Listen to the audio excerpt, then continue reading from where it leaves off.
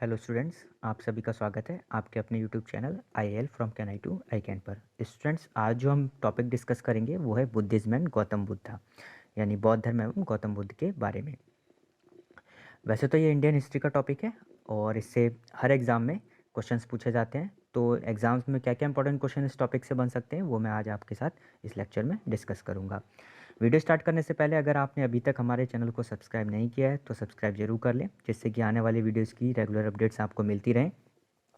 इसके अलावा आप हमारे टेलीग्राम चैनल से भी जुड़ सकते हैं, जिसमें आपको डेली करंट अफेयर्स प्रोवाइड किए जाते हैं।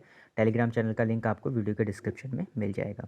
तो चलिए स्टार्ट करते हैं आज का हमारा video, Buddhism and Gautam Buddha. तो सबसे पहले हम जान लेते हैं लाइफ ऑफ बुद्धा के बारे में। तो Buddha was born in 563 BC at Lumbini. तो गौतम बुद्ध का जो जन्म हुआ था वो 563 ईसा पूर्व लुम्बिनी नामक जगह पर हुआ था और पूर्णिमा के दिन हुआ था। उसी उपलक्ष्य में आज भी हम बुद्ध पूर्णिमा मनाते हैं। और ये जो लुम्बिनी जगह है ये नेपाल में कपिलवस्तु डिस्ट्रिक्ट में पड़ती है।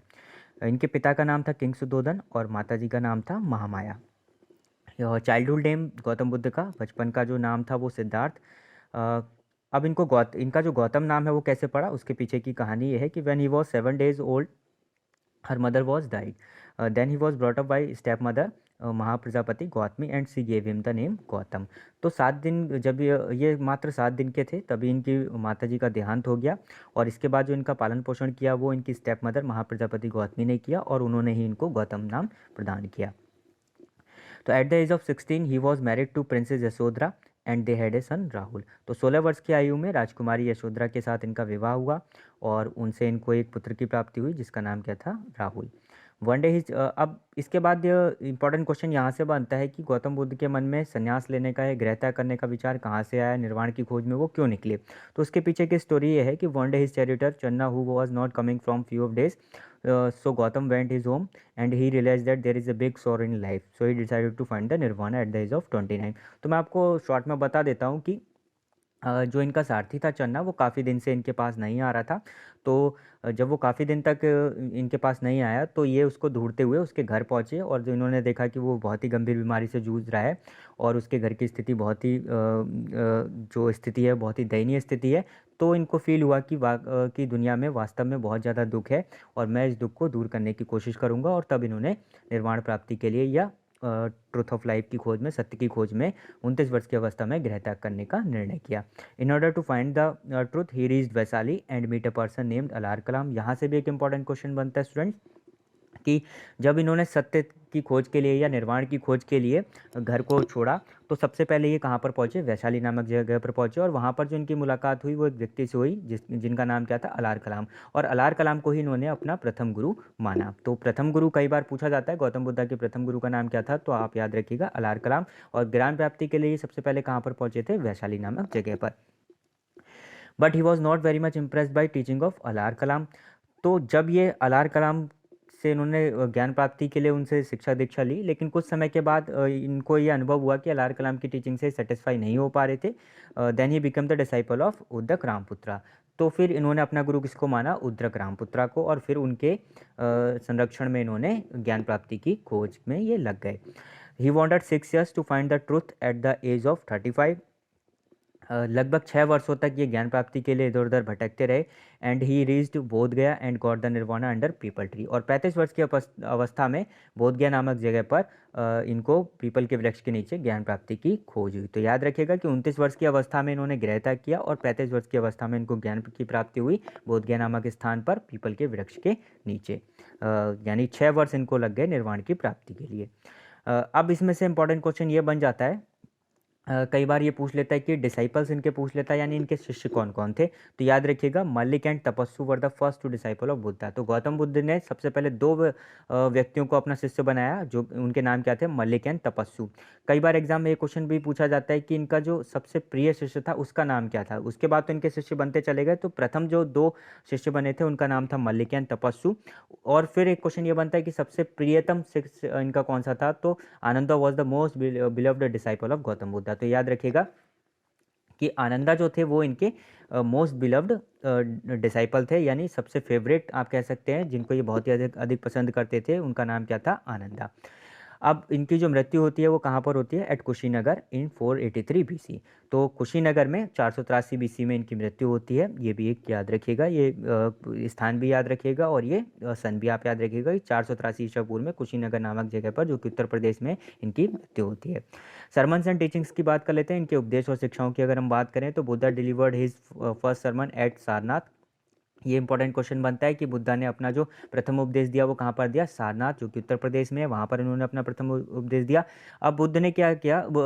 जीवन के 4 सत्य बताए, जिनको 4 ट्रूथ ऑफ लाइफ कहा जाता है। तो उनसे भी क्वेश्चंस बन जाते हैं, तो वो हम डिस्कस कर लेते हैं। तो पहला ट्रूथ इन्होंने क्या बताया? जो पहला सत्य है जीवन का वो क्या है? The world is full of sorrow. ठीक है, यानी जो जीवन है वो क्या है? पूरी तरीके से दुखों से भरा हुआ है। The desire of human is the main cause of sorrow. इन्होंने ये भी बताया कि जो मानव के दुख का मुख्य कारण है वो क्या है? उसकी डिज़ायर्स हैं, उसकी इच्छाएं हैं। तीसरा इन्होंने क्या सत्य बताया? Truth of end of sufferings, truth of end of sufferings. ठीक है, यानी उन सफरिंग्स को एंड करने के लिए सत्य की खोज करनी है। और truth of the path that leads to the end of the sufferings. ठीक है, और उस रास्ते को अपनाना है जिससे इन सफरिंग्स का क्या हो? उन्मूलन किया जा सके या इनका निवारण किया जा सके। तो ये 4 सत्य इनके माने जाते हैं, जिनको 4 ट्रूथ ऑफ लाइफ कहा जाता है। इसके बाद इन्होंने 8 फोल्ड पार्ट्स भी दिए। बौद्ध धर्म में इनका बहुत बड़ा महत्व है। तो जो अष्टांगिक मार्ग भी इनको हिंदी में कहा जाता है। तो गौतम बुद्ध में या बौद्ध धर्म के अष्टांगिक मार्ग आप याद रखिएगा, ये 8 हैं, याद रखिएगा। पहला है राइट अंडरस्टैंडिंग, यानी सम्यक समझ। दूसरा राइट थॉट्स। तीसरा राइट स्पीच। चौथा राइट एक्शंस। पांचवा right livelihood. Six right efforts. Seventh right mindfulness.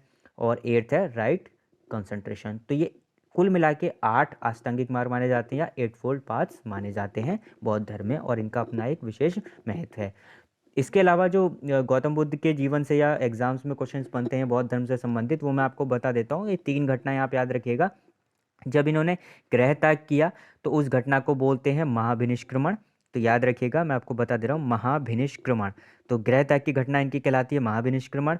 और जब इन्होंने अपना प्रथम उपदेश दिया वो घटना कहलाती है धर्मचक्र प्रवर्तन। उस घटना को हम धर्मचक्र प्रवर्तन के नाम से जानते हैं। और जो इनकी मृत्यु होती है, जब इनको निर्वाण की प्राप्ति के बाद इनकी मृत्यु होती है, उसको बौद्ध धर्म में कहा जाता है महापरिनिर्वाण। तो ये 3 आप याद रखिएगा। एक है महाभिनिष्क्रमण,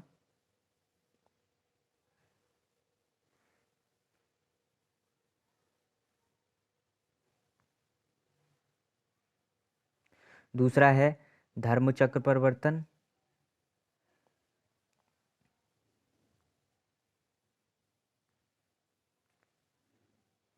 और तीसरा है महापरिनिर्वाण। ये 3 घटनाएं आप याद रखिएगा, महापरिनिर्वाण। तो मैं आपको दोबारा से बता देता हूँ। जब गृह त्याग इन्होंने किया उसको कहा जाता है महाभिनिष्क्रमण। जब इन्होंने धर्म मतलब उपदेश दिया, अपना प्रथम उपदेश दिया, उस घटना को माना जाता है धर्मचक्र प्रवर्तन। और जब इनकी मृत्यु होती है उसको कहा जाता है महापरिनिर्वाण। ठीक है, तो आप ये याद रखिएगा, 3 घटनाएं इसमें इंपॉर्टेंट बनती है। इसके अलावा एग्जाम्स में एक और क्वेश्चन पूछ लिया जाता है कि महात्मा बुद्ध के घोड़े का नाम क्या था। ये बड़ा इंटरेस्टिंग सा क्वेश्चन है, कुछ एग्जाम्स में ये पूछा गया है, तो मैं आपको बता देता हूँ।